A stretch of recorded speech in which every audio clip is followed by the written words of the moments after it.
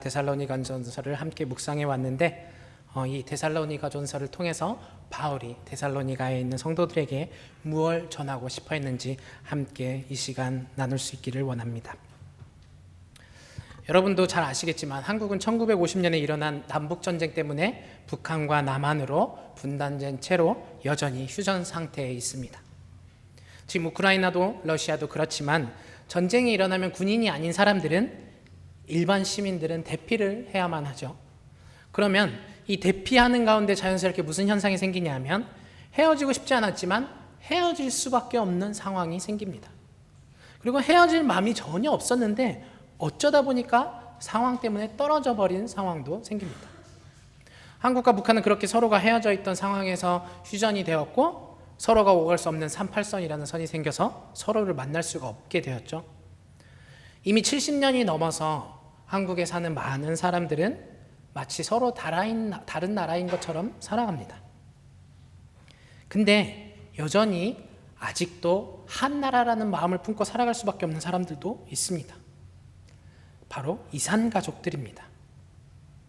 이산가족들은 부모는 남한에 남고 자녀가 북한에 남았거나 자녀가 북한에 있거나 자녀가 남한에 부모가 북한에 있는, 어떤 사람들은 형제가 갈라지기도 했고 또 어떤 사람은 전 가족이 다 북한이나 남한에 있는데 자기 혼자 남아버린 상황, 그런 생이별을 한 사람들이죠.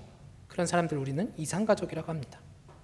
이 이산가족들은 이 땅에서 삶이 끝나지 않는 이상 평생 이 생이별의 아픔을 가지고 살아갈 것입니다. 왜 이 아픔은 남는 것일까요? 그것은 가족이 헤어졌기 때문이겠죠. 서로의 안부를 묻지 못합니다. 서로가 어떻게 살아가는지 연락할 방법도 없습니다. 죽었는지 살아갔는지 확인할 수도 없습니다. 건강한지 아픈지 확인할 수가 없습니다. 원래는 헤어지고 싶지 않았는데 나라가 적이 되어서 어쩔 수 없이 헤어졌습니다. 그러니까 이게 상처예요. 이 사람들은 단 한 번만이라도 좋으니까 만날 수만 있다면, 단 한 번만이라도 좋으니까 얼굴을 보고 안부를 확인할 수가 있다면, 단 한 번만이라도 좋으니까 안부라도 들을 수 있다면 평생 소원이 없겠다 하고 살아가는 사람들입니다. 평생 그렇게 마음속 응어리를 가지고 살아가요. 그러면 이 사람들은 도대체 왜 서로를 그리워하면서 살아갈까요? 단지 가족이니까, 가족이라는 개념 가운데 헤어졌으니까 그게 아픔이 되었을까요? 억지로 헤어졌으니까 그게 아픔이 되었을까요? 저는 아니라고 생각합니다. 제가 이산가족이 아니기 때문에 정확히는 모르지만 그래도 저는 그 사람들이 단지 억지로 헤어졌다는 그 상황 때문에 아픈 것이 아니라고 생각해요. 단지 가족이라서, 사랑하는 가족이 헤어졌기 때문에 그 사랑 때문에 아픈 게 아닐까 생각합니다. 우리는 오늘 데살로니가전서를 함께 묵상하고 있는데 이 데살로니가전서 이 말씀은 딱 이런 상황에서 쓰여진 말씀입니다. 서로가 죽었는지 살았는지 잘 먹고 지냈는지 건강한지 행복한지 너무도 궁금한데 만나고 싶어도 만날 수 없는 이런 이산가족과 같은 상황이 헤어지고 싶지 않았지만 영적 전쟁 때문에 헤어질 수밖에 없었던 바울과 데살로니가 사이에 일어나 버렸어요. 사도행전 17장을 보면 사도 바울은 데살로니가 지역에 처음 전도하러 가서 거기에서 3주를 머물면서 전도를 했다고 나옵니다. 데살로니가전서는 이 짧은 3주 동안 바울이 전도했던 사람들, 그런 아주 젖먹이와 같은 어린 신앙을 가진 사람들을 위한 편지입니다. 근데 사도행전 17장 10절을 보면 신도들은 곧 바로 그날 밤으로 바울과 실라를 베레아로 보냈다라고 말합니다. 왜냐하면 데살로니가 지역에 있던 유대인들이 바울을 핍박했기 때문이에요. 저 바울은 로마 황제를 거역하는 사람입니다 라고 로마에 신고를 해버렸어요. 그래서 붙잡혀서 로마에게 보석금을 내고 빼돌린 다음에 바로 피신을 시킨 거예요. 그러니까 뜬금없이 갑자기 데살로니가를 떠나야만 했던 거예요. 준비하고 떠난 게 아니에요. 그 밤에 바로 떠나야 했어요. 그러니까 바울은 3주 동안 자기가 복음을 전했던 사람들, 그래서 구원받은 사람들, 그 사람이 얼마나 걱정이었겠습니까? 그들한테 충분히 잘할 수 있는 말씀을 전하지도 못했습니다. 그들이 스스로 걸을 수 있을 만큼의 양육을 하지도 못했습니다. 심지어 그들은 자기가 핍박을 받았듯이 유대 사람들의 핍박 가운데서 그리스도의 복음을 통해서 구원을 얻었으니까 뻔한 거죠. 그 그리스도를 믿고 그리스도를 전하는 그 사람들을 향한 박해와 핍박은 오죽하겠습니까? 그러니까 바울이 그곳을 떠나서도 계속 마음이 불편한 거예요. 오늘 함께 읽은 데살로니가전서 함께 읽진 않았습니다. 2장 15절 16절을 보면 유대 사람은 주 예수와 예언자를 죽이고 우리를 내쫓고 하나님을 기쁘게 해드리지 않고 모든 사람에게 적대자가 되었습니다. 그들은 우리가 이방 사람에게 말씀을 전해서 구원을 얻게 하려는 일까지도 방해하고 있습니다. 라고 바울이 얘기해요. 사도행전에서도 말하듯이 데살로니가전서에도 말하듯이 바울과 크리스천을 핍박한 사람은 다름이 아닌 유대 사람이에요. 보세요. 그러면 바울은 본인이 그리스도를 믿어서 데살로니가 사람들한테 예수 그리스도를 전한 거예요. 근데 데살로니가 사람들 입장에서 생각을 해보세요. 평생 둘 다 하나님을 믿어온 사람이에요. 평생 둘 다 이스라엘 사람이에요. 그래서 말씀을 배운 사람 똑같은 유대 사람들이에요. 근데 어떤 사람은 박해를 하고 어떤 사람은 핍박을 받는 거예요. 자기들은 딱 3주 들었는데 딱 3주 들어서 예수 그리스도를 믿었는데 알고 보니까 똑같은 하나님을 믿는 사람이 아닌가라는 상황이 되는 거예요. 단지 차이점이라면 바울은 예수 그리스도야말로 우리를 구원할 수 있는 구원자이십니다 라는 걸 전하는 거고, 유대인들은 그 예수는 가짜입니다, 귀신에 들려서 이적을 행했습니다, 거짓을 말하는 사람입니다 라는 것을 말하고 있는 거예요. 그러니까 예수 그리스도가 진짠가 가짠가 라는 차이에 있는 거예요. 그러니까 딱 3주 동안 말씀을 들어서 구원받은 사람들이 이 하나님이 진짠가 아닌가 불안해지겠습니까? 아니겠습니까? 아니 심지어 로마법에 의해서 박해를 받는 바울이니까 이거 진짜 조금 문제가 있는 거 아닌가라고 생각을 해도 이상하지 않는 거예요. 사실은 평생 자기들도 말씀을 배웠다는 사람들이 저 사람은 가짜다, 저 바울도 유혹하는 자다, 사기꾼이다 라고 하니까 그 사람들이 어떻겠습니까? 마음이 불안해질 수도 있습니다. 그런 상황이에요. 그러니까 바울은 데살로니가전서에 있는 사람들을 보면 너무 걱정이 되는 거예요. 그 사람들이 과연 그 믿음을 잘 지키고 살아가고 있는지, 또 서로 모여서 예배하고 있는지, 어떻게 그 핍박 가운데서 견뎌내고 있는지 너무 궁금한 거예요. 그래서 데살로니가 성도들을 생각해서 내린 결론이 자기가 다시 가면 자기는 로마법에 의해서 다시 붙들릴 테니까, 그러면 데살로니가 성도들이 자기를 구해준 수고가 헛수고가 되니까 내가 갈 수 없고 디모데를 보내야겠다라고 결정을 한 거예요. 그래서 디모데는 데살로니가로 갑니다. 그 바울이 원래 디모데한테 그 사람들의 안부를 확인해서 물었지만, 그리고 디모데의 이야기를 듣고서 또 얘기하죠. 원래 당신들은 박해받기로 결정이 되어 있었습니다. 너무 뻔한 거예요. 유대 사람들이 박해할 게 뻔하니까. 그래서 분명 그들은 너희 동안 박해할 것이다, 유혹할 것이다, 속지 말아라고 다시 한번 데살로니가전서를 통해서 말씀합니다. 그리고 디모데를 통해서 안부를 듣습니다. 그리고 다시 그들에게 전합니다. 그 거짓에 속지 마십시오. 우리 주 예수께서 오실 때 우리의 희망이나 기쁨이나 자랑할 면류관은 그 유대 사람이 아니라 여러분이고 여러분이야말로 우리의 영광이고 기쁨입니다 라고 유대 사람과 직접적으로 비교를 해요. 그래서 가짜입니다 라고, 그들은 하나님의 심판이 임합니다 라고 얘기를 합니다. 그렇다면 정작 데살로니가 사람들은 어떻게 지내고 있었느냐? 6절을 보면, 그런데 지금 디모데가 여러분에게 우리로 돌아와서 여러분의 믿음과 사랑의 기쁜 소식을 전하여 주었습니다. 또 여러분이 우리를 늘 좋게 생각하고 있어서 바울을 의심하지 않는 거예요.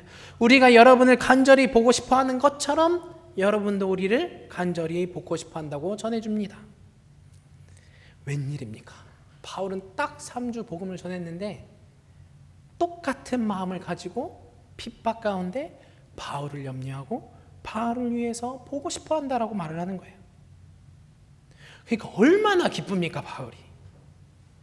아니 3주 복음을 전했는데 이렇게 박해 속에도 넘어지지 않는 거예요. 그러니까 얼마나 기뻐요. 그들을 걱정했는데 걱정은커녕 그냥 자기와 똑같은 마음으로 우리를 보고 싶어 한다고. 그러니까 바울이 너무 좋은 거예요. 그들이 어떻게 살고 있나 걱정했는데 숨을 쉬어도 쉬는 것 같지가 않았는데 그들의 소식을 들으니까 이제 좀 숨이 쉬어지는 것 같은 거죠. 그러니까 이제 살 것 같은 거예요. 그러니까 바울은 나는 이제 살 것 같습니다라고 얘기를 합니다. 뿐만 아니라 자기가 복음을 전했는데 그 사람들이 잘 신앙 안에 머물러 있으니까 얼마나 기쁘고, 자기가 전해온 게 헛수고가 되지 않았으니까 얼마나 위로가 되었겠어요. 자기가 복음을 전한 게 헛게 되지 않고 주님께서 함께하고 계신 거예요. 그러니까 자기의 삶 또한 또 주님께 위로를 받는 거예요. 그러니까 바울은 감사가 넘쳐나요. 자기가 믿는 것도 감사, 데살로니가 지역 성도들이 기쁨 가운데 믿음 가운데 머물러 있는 것도 감사, 바울의 사역이 잘 이루어져 가고 있는 것도 감사, 그 열매로 데살로니가 지역의 성도들의 믿음이 굳건하게 서 있는 것도 감사, 감사만이 넘쳐나죠. 우리는 한 주 동안 데살로니가 전서를 묵상해 왔는데 오늘이 마지막 5장 말씀이에요. 근데 이 5장을 보면 사실 누구나 다 들어보셨을 것만 같은 굉장히 유명한 말씀이 있어요. 5장 16절부터 18절이에요. 항상 기뻐하십시오. 끊임없이 기도하십시오. 모든 일에 감사하십시오. 이것이 그리스도 예수 안에서 여러분에게 말하시는 하나님의 뜻입니다. 진짜 유명한 말씀이죠. 근데 제가 오늘 이 5장 말씀을 여러분에게 전하지 않고 3장을 전하는 이유가 있어요. 사실은 이게 진짜 중요한 말이니까 여러분한테 전해야 되기도 해요. 근데 저는 이 5장을 택하지 않았습니다. 3장을 택했어요. 왜 제가 3장을 택했을까요? 데살로니가서전서 1장부터 5장까지 전체를 보면 바울은 1장부터 3장까지 과거와 현재를 전해요. 무려 3장에 걸쳐서 데살로니가 성도들이 알고 있는 사실을 또 한 번 전해요. 그리고 자기의 현실을 전해요.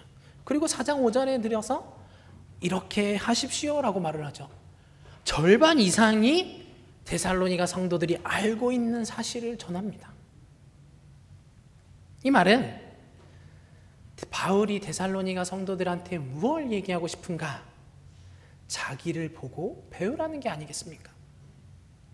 그래서 2장에서 데살로니가에 있는 성도들이 다 보았던 모습을 또 한 번 얘기해요. 나는 사도로서 권위를 주장할 수 있었어요. 근데 난 그렇게 하지 않았죠.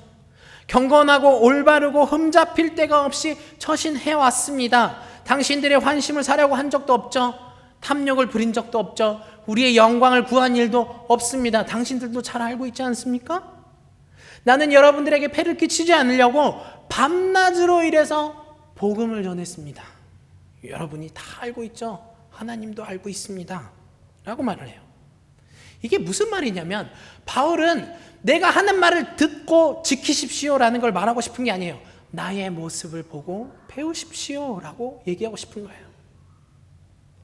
보세요. 바울이 이렇게 하랬으니까 이거 지켜야지, 이거 행하면서 살아야지라고 생각한다고 해보세요. 그러면 이건 믿음의 삶이 아니에요. 그냥 또 하나의 율법을 받은 것에 불과한 거예요. 그러니까 바울은 그런 말을 전할 리가 없어요. 대신 바울은 나는 이렇게 살았습니다. 나는 당신들한테 이렇게 처신했습니다. 내가 왜 이렇게까지 하면서 복음을 전했을까요? 내가 박해와 고난이 넘치는 가운데 나는 왜 기뻐하고 감사하고 여러분들을 위해서 기도하고 있을까요? 여러분들이 그 이유를 알았으면 좋겠어요.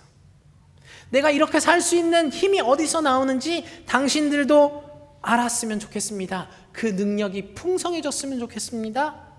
그래서 하나님이 기뻐하시는 삶을 기뻐서 행할 수 있는 당신들이 되기 원합니다. 라고 얘기를 해요. 근데 이 3주들은 복음 때문에 박해를 받잖아요, 이 사람들이. 그러면 이게 박해받는 게 참 쉽지는 않을 텐데, 아픔이 넘쳐나는 상황 가운데서 기뻐하라고 기뻐할 수 있겠습니까? 이 사람들이. 이 상황이 너무도 어이가 없는 거죠. 근데 점점 의심이 들 것 같은 이 상황 가운데서 기도하라고 기도가 나오겠습니까? 감사할 것은커녕 되려 더 힘든 상황이 돼버렸는데, 구해야 할 것이 많은데 안전을 원하는데 감사가 나오겠냐고요, 이 사람들이. 근데 바울은 심지어 그 뒤에 형제자매 여러분, 여러분에게 권고합니다. 무질서하게 사는 사람을 훈계하고 마음이 약한 사람을 격려하고 힘이 없는 사람을 도와주고 모든 사람에게 오래 참으십시오. 아무도 악으로 악을 갚지 마십시오. 도리어 그 사람들에게 좋은 일을 하려고 애쓰십시오라고 5장 14절 15절에서 얘기를 해요. 아니 도대체 우리를 대적하는 사람한테 어떻게 이렇게 선을 행하냔 말이에요. 스스로도 충분히 연약한 상황에 있는데 어떻게 또 약한 사람을 도와주냐고요. 어떻게 오래 참냐고요. 근데 바울은 나는 그렇게 살아왔습니다 라고 얘기를 하는 거예요. 내가 그렇게 살아온 걸 당신들도 봤죠. 그렇게 살 수 있어요 라고 얘기를 하는 거예요. 그래서 당신들도 똑같이 이렇게 살게 되기를 바랍니다 라고 말하는 거예요. 하나님은 지금 데살로니가 전서를 읽는 우리한테도 똑같은 마음으로 서 계신 거예요. 힘들지, 어렵지, 그래도 기뻐하길 원해, 감사하길 원해, 기도하길 원해 라는 마음을 원하시는 거예요. 여러분도 잘 아는 목사님이 계시죠? 조영계 목사님, 여의도 순복음교회를 세우셨던 조영계 목사님. 이 교회가 한때는 78만 명이라는 성도 수가 있었대요. 아마 일본 전 국민을 합쳐도 이 수는 택도 없을 것 같아요. 어쨌든 제가 이 데살로니가 전서를 준비하면서 조영기 목사님의 과거 설교를 듣는 일이 있었는데, 그 유명하고 많은 사람을 구원한 조영기 목사님이 글쎄 자기는 오랜 시간 목회하면서 마태복음 5장에서 예수님이 말하는 눈은 눈으로 이는 입으로 이는 이로 갚지 말고 적을 향해서 더 주라라는 말씀을 전한 적이 없대요. 안 했다는 거예요. 왜냐하면 자기는 이 구절이 나오면 딱 피해서 설교를 했대요. 왜 자기가 이렇게 피했냐면 자기는 아무리 생각해도 이해가 안 가더래. 자기는 부부싸움을 해도 한마디 들으면 두 마디 하고 싶은데 내 심정이 실제로 그런데 아니 이게 어떻게 되냐고. 그래서 자기는 이 설교를 안 했대요. 한동안 한 적이 없었대요. 여러분 그렇지 않으세요? 저도 지지난주에 내 얘기를 설명하면서 여러분들에게 이 산상수훈 이는 이로 눈은 눈으로 갚지 말라라는 말을 전했어요. 근데 들었으니까 해야지, 그래도 해야지 라고 생각하면 어떤 마음이 드냐면 예수님의 멍에는 편하고 가볍다더니 가볍기는커녕 더 무겁거든요. 아니 이게 말이 쉽지 되냐고. 아니 구약처럼 받은 만큼 되돌려주면 아니 차라리 본전치기는 하는 것 같잖아요. 억울하지는 않아. 저도 진짜 계산을 좋아하는 사람이거든요. 받은 만큼은 되돌려주고 싶은 마음이 언제나 있어요. 사실이에요. 근데 이게 어떻게 되냐고.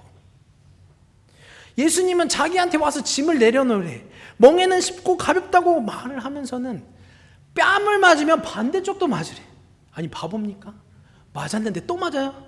속옷을 뺏긴 것도 또 억울한데 겉옷도 내주래. 아니 그럼 난 집에 어떻게 가냐고.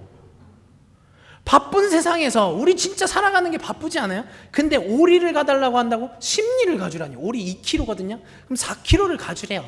지금은 그 자동차가 있으니까 뭐 왕복 8km 금방 갔다 올 수 있죠. 근데 예수님이 살던 시대에 왕복 8km면요 반나절이에요. 반나절. 아니 나도 바쁜데 어떻게 그러냐고. 내 생활도 빠듯한데 어떻게 더 줍니까? 요즘은 보증만 서도 이혼한다고 그래요. 근데 빌려달라는 사람을 거절하지 말래. 아니 진짜 예수님 멍에가 더 무거운 거 아니냐고. 근데 어떻게 기뻐하고 기도하고 감사하냐고요. 여러분 그게 되세요? 근데 이게 또 하라니까 하려고 하면 또 한숨만 나오거든요. 이게 진짜 할 수 있는 능력이 필요해요. 근데 바울은 자기는 이게 된대요. 자기는 그렇게 살아왔대요. 실제로 그렇게 살아왔어요. 신약 성경을 보면 바울은 진짜 그렇게 살았어요. 어떻게 되냐고.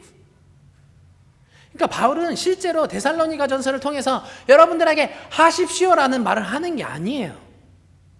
여러분 우리는 가정교회로 섬기면서 가정교회는 말로가 아니라 모습을 통해서 전해야 합니다라고 말하죠. 왜냐하면 예수님이 그렇게 하셨고 성경이 그렇게 말을 하니까 똑같아요. 바울도 지금 자기의 모습을 설명하고 있어요. 그러니까 바울이 내가 하는 말을 지키십시오를 하는 거 아니에요. 바울은 내가 어떻게 살아왔는지 보셨죠? 그 모습을 따라서 사시길 원해요 라는 걸 얘기하는 거예요. 그러니까 5장 24절에서는 뭐라고 합니까? 바울은 5장 24절을 보면 바울은 여러분을 부르시는 분은 신실하시니 이 일을 또한 이루실 겁니다 라고 얘기를 해요. 많은 권고를 얘기하고서는 당신들이 하는 게 아니라 하나님이 이루실 겁니다 라고 얘기를 하는 거예요. 사람이 하는 게 아니라는 거죠. 우리가 이거 예수님이 하랬으니까 하려고 하면 못해요. 근데 바울은 어떻게 했을까요? 어떻게 행했을까요? 바울은 이걸 당신들이 알기 원해요 라는 거예요. 그래서 4장과 5절에 걸쳐서 권고 말씀을 전하기 전에 3장의 마지막에서 이렇게 기도를 해요. 먼저 기도를 하죠.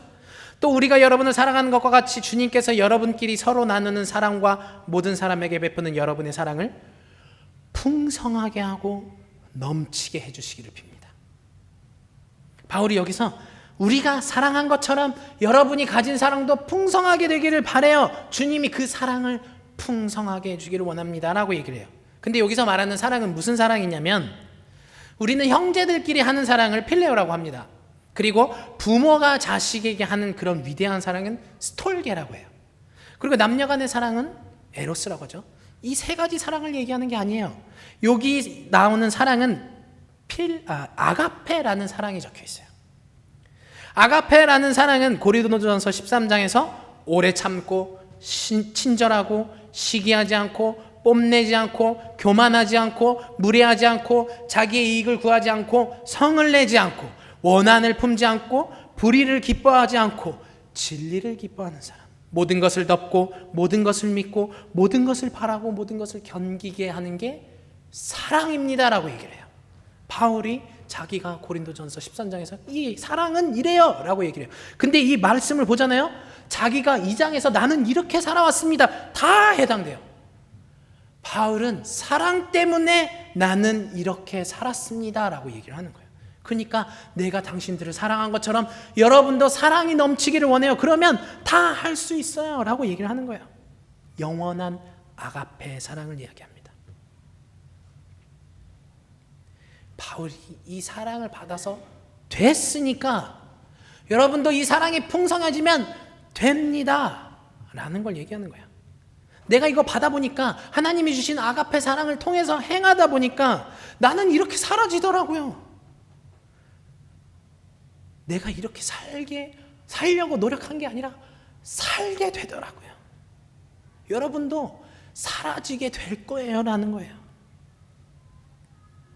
바울은 행해야 해서 행하는 게 아니라 하고 싶어서 하는 사랑, 그 사랑이 풍성하게 되기를 원합니다. 그래서 13절에서 이 사랑의 결과로 무엇이 이루어지느냐?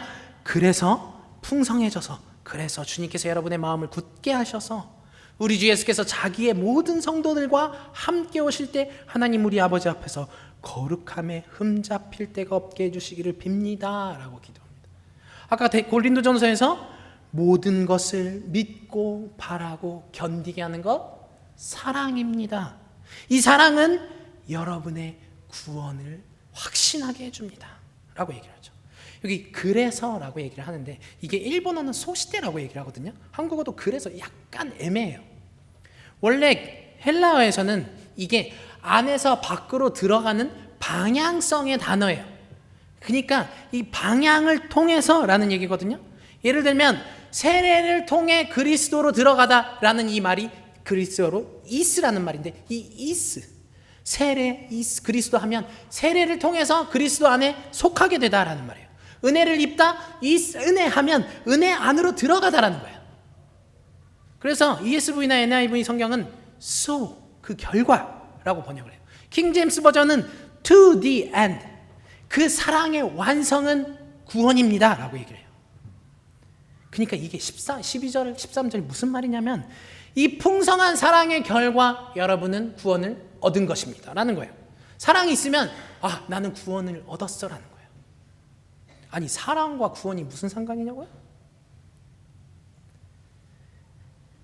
요한복음 13장 35절에서 너희가 서로 사랑하면 모든 사람이 그것으로서 너희가 내 제자인 줄을 알게 될 것이다. 예수님이 말했죠. 이 사랑이 아가페 사랑이에요. 우리가 아가페 사랑을 갖고 있으면 사람들이 저 사람은 예수님의 제자네, 하나님께 속한 사람이네 알게 된다는 거예요. 아가페 사랑을 갖고 있으면. 요한일서 3장 14절에서 우리가 이미 죽음에서 생명으로 옮겨갔다는 것을 우리는 압니다. 이것을 아는 것은 우리가 형제자매를 사랑하기 때문입니다. 사랑하지 않는 사람은 죽음에 머물러 있습니다. 아가페가 있으면 죽은 것, 아가페가 있으면 구원을 얻은 것이라는 거예요. 이 아가페 사랑이 풍성하면 그 사람은 성령의 인도하심에 따라 사는 사람의 증거예요. 그리고 이 아가페 사랑을 자기가 느낄 수 있다면 여러분은 구원을 얻은 거예요. 왜냐하면 이 아가페 사랑은 사람이 가질 수 있는 사랑이 아니거든요. 하나님이 성령을 통해서 주시는 사랑이에요. 성령의 열매. 갈라디아서 5장 22절에서 성령의 열매 첫 번째는 사랑이에요. 그러니까 하나님이 우리한테 주시지 않으면 아무도 이 아가페 사랑을 가질 수가 없다는 거예요. 그러니까 아가페 사랑을 가진 사람은 하나님께 속한 사람인 거예요. 아가페의 사랑을 가진 사람은 구원을 얻은 거예요. 아가페의 사랑을 가졌다는 것은 이미 하나님께 인도하심 속에 있다는 거예요.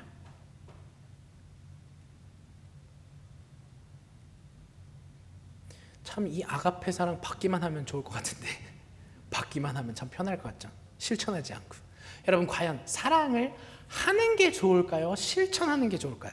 여러분은 사랑하는 게 행복하다고 생각하세요? 사랑받는 게 행복하다고 생각하세요?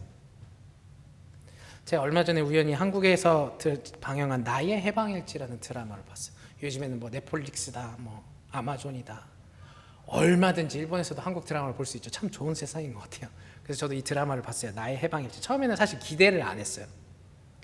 근데 이 드라마가 무슨 얘기를 하냐면 인간관계에서 상처받은 사람, 사랑받다 헤어져서 상처받은 사람, 이별 때문에 상처받은 사람, 사랑을 받고 싶었는데 사랑을 받을 수 없어서 상처받은 사람들이 어떻게 해방되는가라는 삶을 그리는 거예요.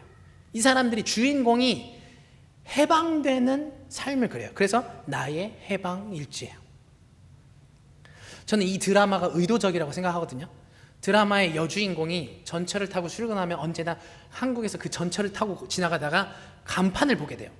오늘 당신에게 좋은 일이 있을 겁니다. 근데 맨날 상처받고 회사도 너무 힘들고 회사 가면 항상 구박받고 무슨 좋은 일이 있겠냐고. 그러니까 너무 힘든 거예요. 전혀 눈에 안 들어. 누굴 향한 얘기인지. 좋게 보일 리가 없겠죠. 근데 이 여자가 어느 날 상처받아서 그러면 나는 이제 사랑받는 걸 포기할래.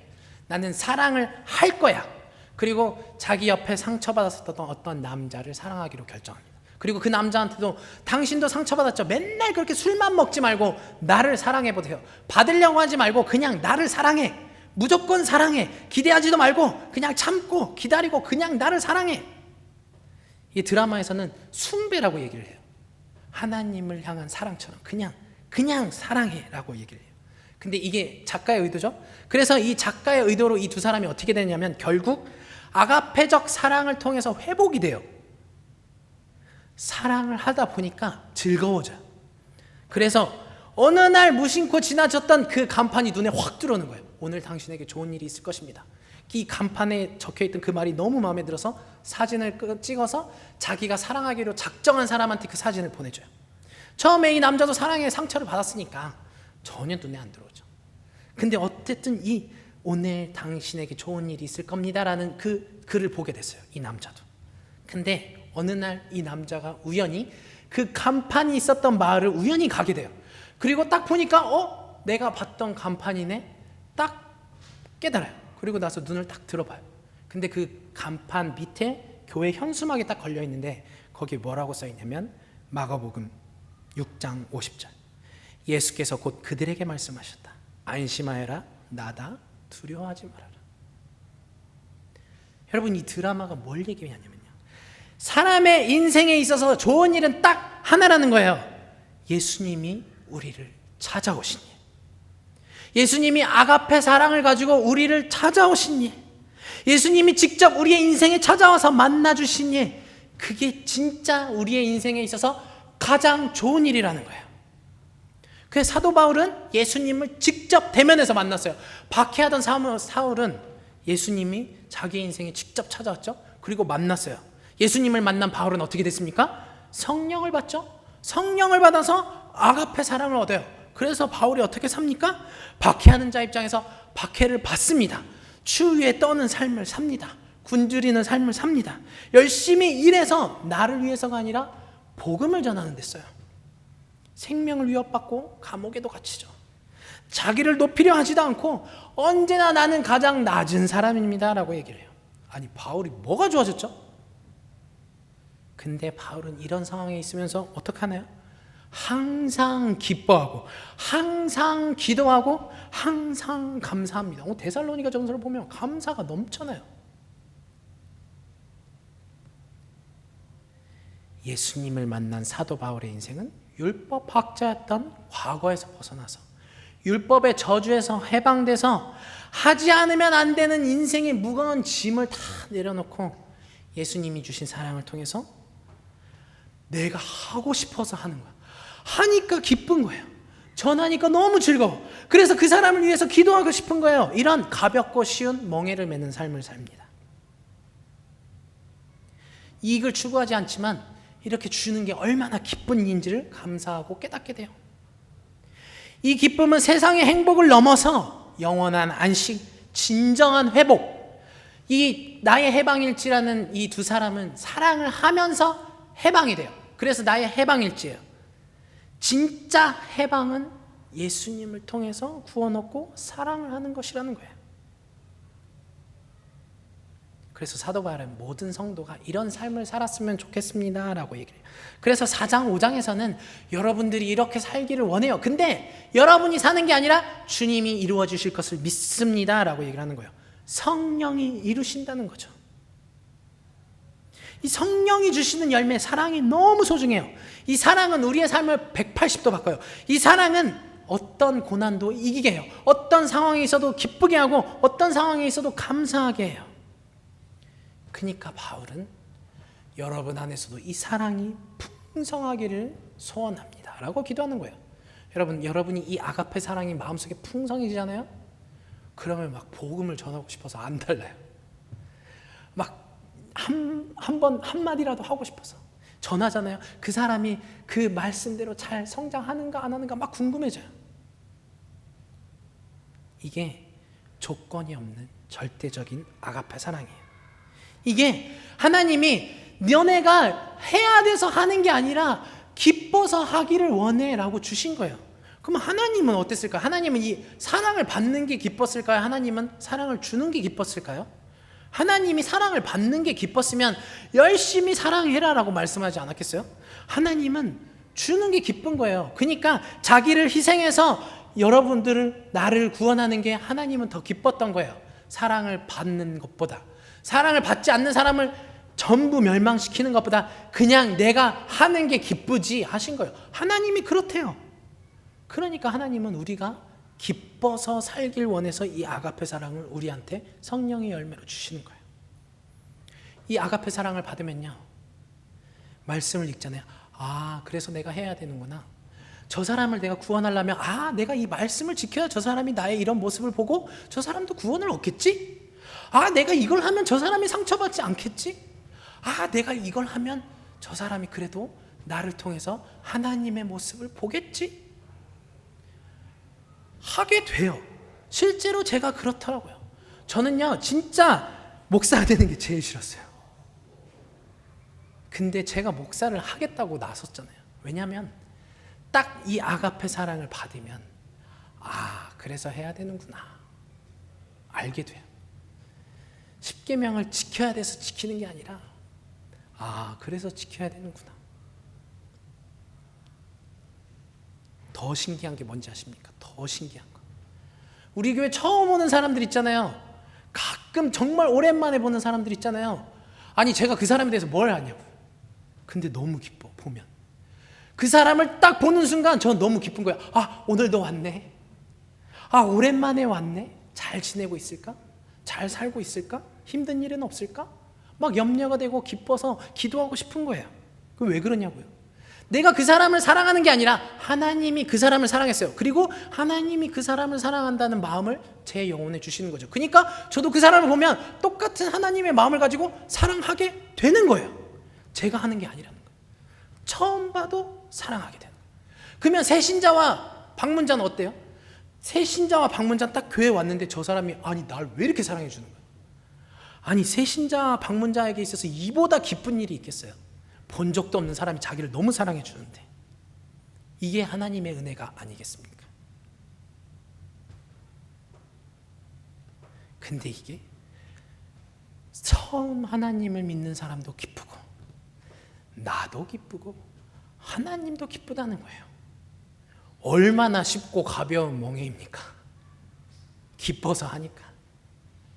그래서 예수님이 나의 멍에는 쉽고 가볍다라고 말씀하시는 거예요.